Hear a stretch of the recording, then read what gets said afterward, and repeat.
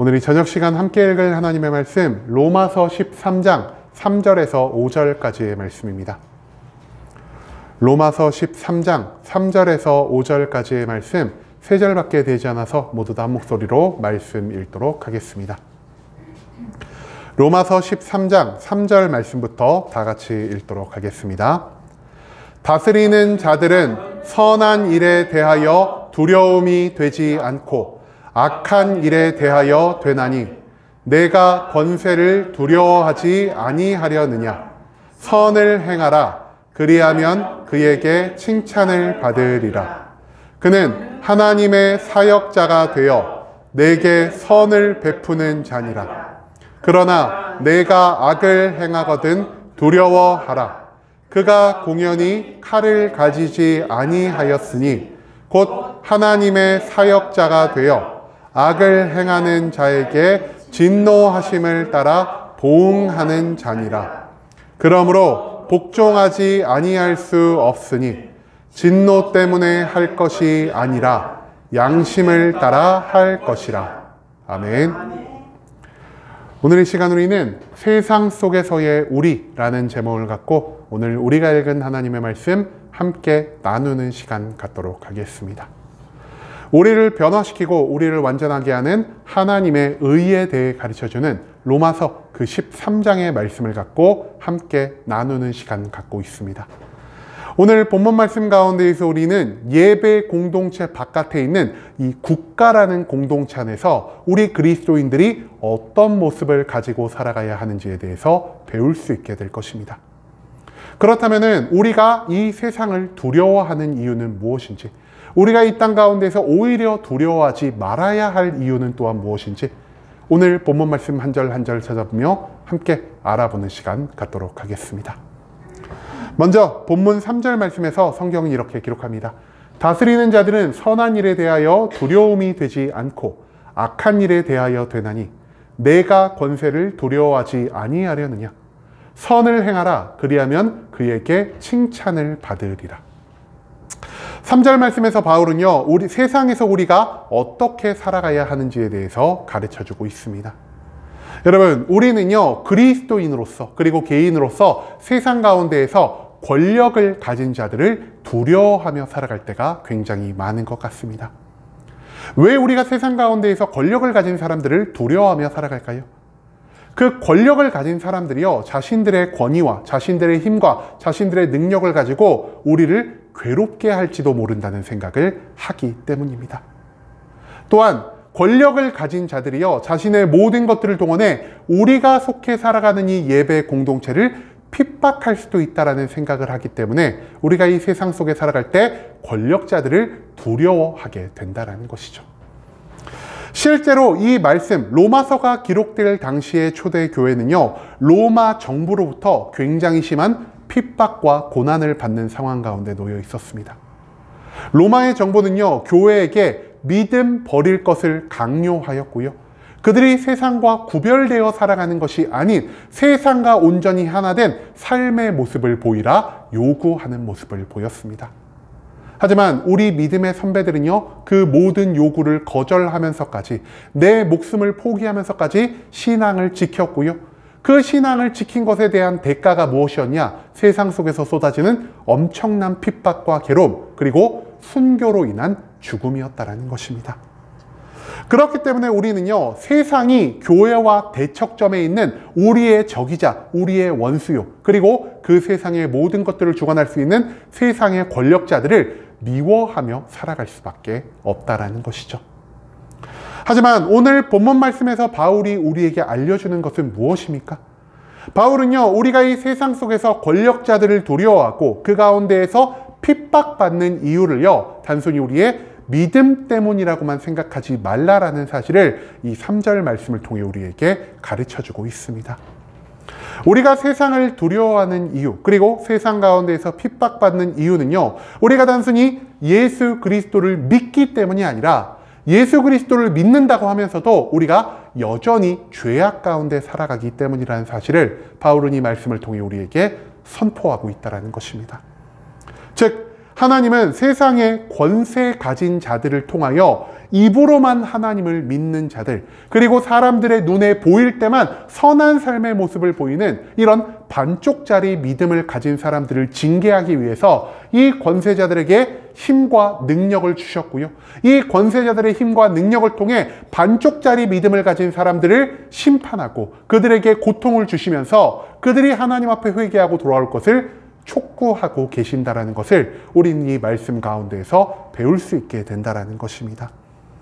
그렇기 때문에 바울은요, 그리스도를 믿는 우리가 이 세상 가운데에서 하나님을 믿는다고 하면서 세상 사람들과 구별되지 않은 악한 삶의 모습을 보이는 것이 아니라 저들과는 완전히 다른 하나님이 기뻐 받으시는 거룩과 사랑의 온전한 성품, 그리고 나의 만족과 유익이 아닌 하나님의 사명을 쫓아 살아가는 온전한 그리스도인의 모습을 갖추고 살아가야 한다는 것을 우리에게 또한 가르쳐주고 있다는 것입니다. 우리가 이 땅 가운데에서 반쪽짜리 그리스도인의 모습을 가지고 살아갈 때 세상의 권력자는 하나님을 대신하여 우리에게 심판과 고통을 내려줄 것이지만 우리가 하나님 앞에서 온전한 모습, 이 땅 가운데에서 많은 사람들과 하나님이 동시에 인정할 만큼 아름답고 선한 모습을 가지고 살아간다면 오히려 세상은 우리를 핍박하는 것이 아니라 우리에게 칭찬을 해줄 것이라는 것을 우리가 이 말씀 가운데에서 절대로 잊지 말아야 한다는 것입니다. 그 다음 이어진 4절 말씀에서 성경은 이렇게 기록합니다. 그는 하나님의 사역자가 되어 너에게 선을 베푸는 자니라. 그러나 내가 악을 행하거든 두려워하라. 그가 공연히 칼을 가지지 아니하였으니 곧 하나님의 사역자가 되어 악을 행하는 자에게 진노하심을 따라 보응하는 자니라. 우리는 이 4절 말씀에서 세상에 있는 권력자들을 향한 바울의 관점이 무엇인지를 발견할 수가 있습니다.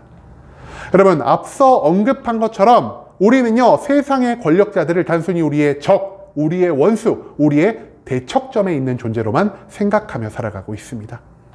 하지만 바울은 어떻게 생각하고 있습니까? 바울은요, 세상의 권력자들이 단순히 우리의 적이나 원수가 아니라 오히려 하나님에 의해 세워진 일꾼, 곧 하나님의 사역자라는 사실을 이 4절 말씀을 통해 우리에게 알려주고 있다는 것입니다. 물론 과거의 다윗 왕처럼 하나님의 사명을 위해 하나님에 대한 온전한 믿음과 하나님을 위한 헌신의 삶을 가지고 이 땅 가운데 권력자로 세워진 자를 우리는 성경 말씀 가운데에서 발견할 수 있습니다. 하지만 다윗 왕을 제외한 이스라엘의 수많은 역사 가운데 등장한 왕들, 과연 그들도 다윗 왕처럼 하나님을 온전히 믿고 하나님의 사명에 따라 살아갔습니까? 그렇지 않을 때가 훨씬 더 많았다는 것입니다.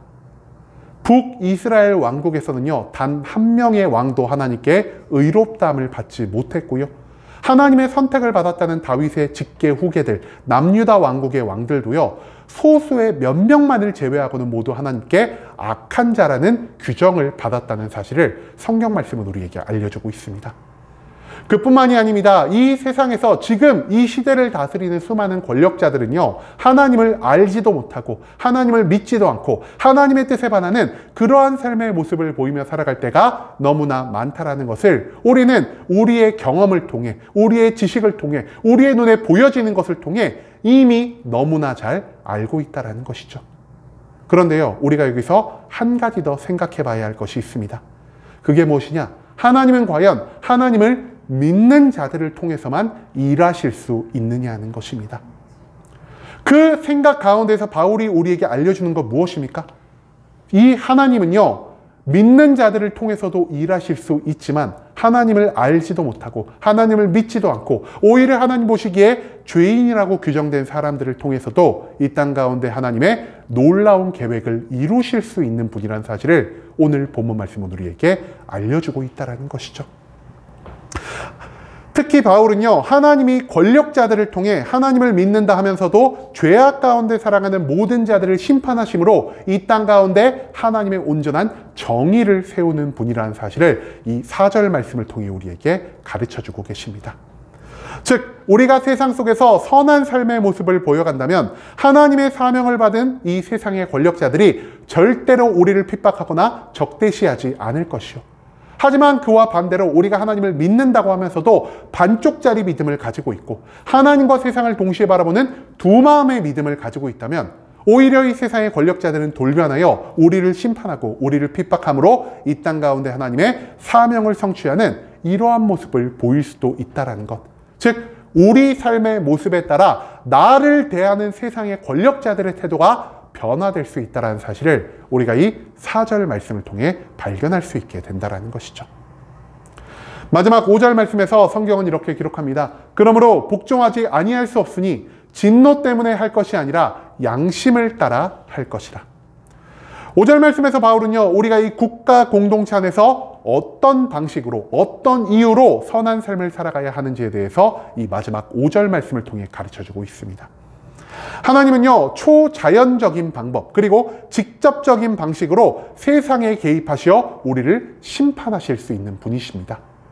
하지만 그와 동시에 하나님은 이 땅 가운데 이미 존재하는 것들을 통해, 그리고 하나님을 믿지 않는 악한 사람들을 통해서도 이 땅의 모든 일에 개입하시고 이 세상에 심판이 필요한 곳에 심판을 내릴 수도 있는 분이라는 사실을 우리는 앞선 바울의 말씀을 통해 함께 배울 수가 있었습니다. 즉 이와 마찬가지로 하나님은요, 자신이 이 땅 가운데 사용할 사명자, 하나님을 믿지도 않고 온갖 악행을 저지르며 살아가는 그 세상의 권력자를 사용하셔서 우리를 돌이키시고 우리를 다시 한번 깨달을 수 있게 하시는 분이라는 사실을 우리가 절대로 잊지 말아야 한다는 것이죠. 그리고 우리는요, 심판의 고통을 통해 내 믿음을 돌아볼 수 있게 될 것이고요, 하나님 앞에 회개할 수 있게 될 것이고요, 회개를 통한 용서를 받음으로 하나님과 다시 함께하는 삶을 살아갈 수 있게 된다는 것입니다. 문제는요, 이것이 단순히 징벌의 두려움에 굴복해 하나님의 뜻에 따라 살아가는 이 반강제성에 가까운 일이 될 수도 있다는 사실을 바울은 이 5절 말씀에서 한 번 더 강조하고 있습니다. 여러분, 바울은요, 우리가 하나님의 징계에만 굴복하는 것이 아닌 우리 심령에 존재하는 하나님의 형상에 따라, 예수 그리스도를 믿는 우리들의 믿음에 따라, 그리고 성령의 충만함에 따른 우리들의 삶의 거듭남에 따라 자발적이고 기뻐하고 즐거운 마음으로 하나님의 모든 뜻과 계획에 온전히 복종하며 살아갈 것을 요청하고 있습니다. 그리고 이처럼 바울은요, 우리 안에 있는 하나님의 형상, 예수 그리스도를 믿는 믿음, 성령의 충만함을 통해 거듭난 우리의 삶을 한 단어로 무엇으로 말하고 있습니까? 바로 우리의 양심에 따라 이 모든 삶의 모습을 갖추어야 한다는 것을 우리에게 가르쳐주고 있다는 것입니다. 즉 세상의 권력이 주는 두려움에, 그리고 하나님의 심판의 징계가 도는 두려움에 굴복해 억지로 선한 삶을 살아가는 것이 아닌 자발적으로, 그리고 기쁘고 즐거움으로 하나님의 뜻에 따라 선하고 아름다운 삶의 모습을 갖추며 살아가는 것, 그것이 바로 이 국가란 세상 공동체에서 그리스도인으로서 우리가 보여야 할 삶의 모습이 되어야 한다는 사실을 우리는 오늘 본문 말씀 가운데에서 배울 수 있게 된다는 것이죠. 여러분, 우리는요, 왜 세상을 미워하고 세상의 권력자들을 미워하고 있습니까? 세상이 그리스도를 믿는 우리를 핍박하고 괴롭게 할 수 있다는 이러한 생각만을 하기 때문입니다. 하지만 그 가운데에서 우리는요, 세상이 우리를 왜 미워하게 되었는지, 세상에 있는 권력자들이 왜 우리를 심판하고 있는지에 대한 깊은 사유는 하지 않는다라는 것이죠.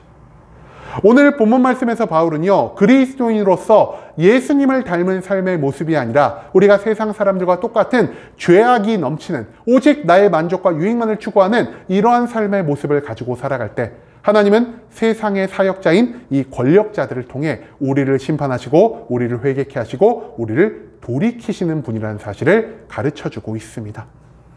우리가 세상 속에서 온전한 그리스도인의 모습을 보인다면 세상의 권력자들은요, 절대로 우리를 함부로 심판하거나 핍박할 수가 없다라는 것이죠. 왜냐? 세상 속에서 보이는 그리스도인들의 희생과 헌신, 그리고 사랑과 도덕적인 삶의 모습은요, 이 세상 모든 장소, 모든 시간에서 모든 사람들에게 사랑과 존중을 받을 수 있는 가장 대표적인 성품이 될 수 있기 때문이라는 것입니다. 만약 권력자가 하나님을 알지 못하고 권력자의 타고난 성품이 악한 사람이어서 그들이 정말 하나님의 사명에 따라서가 아닌 자신의 기분에 따라 우리 그리스도인들을 심판하려 할지라도 우리가 선한 삶의 모습을 갖춘다면 우리의 삶을 바라보는 모든 세상 사람들로 인해, 그 세상 사람들이 우리에게 보이는 존중과 사랑의 모습으로 인해 세상의 권력자들은 절대로 우리를 함부로 심판할 수가 없다라는 것이죠. 왜냐? 이 세상 모든 사람들에게 사랑받고 이 세상 모든 사람들에게 존중을 받는 그리스도인들을 아무런 이유 없이 핍박한다라는 것은 그리스도인들을 사랑하고 그리스도인들을 존중하는 이 세상의 모든 사람들을 적으로 돌리는 행위가 될 수도 있기 때문이라는 것입니다. 한마디로 우리가 심판을 받는 이유는요, 단순히 우리가 하나님을 믿기 때문이 아니라 우리가 하나님을 믿고 살아가는 만큼의 온전한 삶의 모습을 세상 사람들에게 보이지 못했기 때문이라는 사실을 오늘 본문 말씀은 우리에게 알려주고 있다는 것입니다. 여러분, 세상 속에서 핍박과 고난을 받을 때 우리가 스스로의 삶을 한 번 더 돌아볼 수 있기를 소망합니다. 단순히 세상을 악한 것, 나의 원수된 것으로만 보는 게 아니라 내가 그리스도를 믿음에도 그리스도를 닮지 않는 삶의 모습을 갖추었기 때문에 내가 이처럼 하나님의 대리인이 줄 수 있는 심판과 고통을 받을 수 있다는 사실을 우리가 항상 기억해야만 한다는 것이죠. 이제는 우리의 칭호인 이 그리스도인이라는 명칭처럼 우리가 그리스도의 뒤를 따라 죄악 가운데 살아가는 것이 아닌 예수 그리스도의 온전한 성품을, 예수 그리스도의 온전한 삶의 모습을 닮아감으로 인해 이 땅 가운데에서 심판과 징계와 핍박이 아닌 세상 모든 사람들의 칭찬을 받으며 살아갈 수 있는 순복음 함께하는 교회 모든 성도님들이 될 수 있길 간절한 마음으로 소망하겠습니다. 아멘.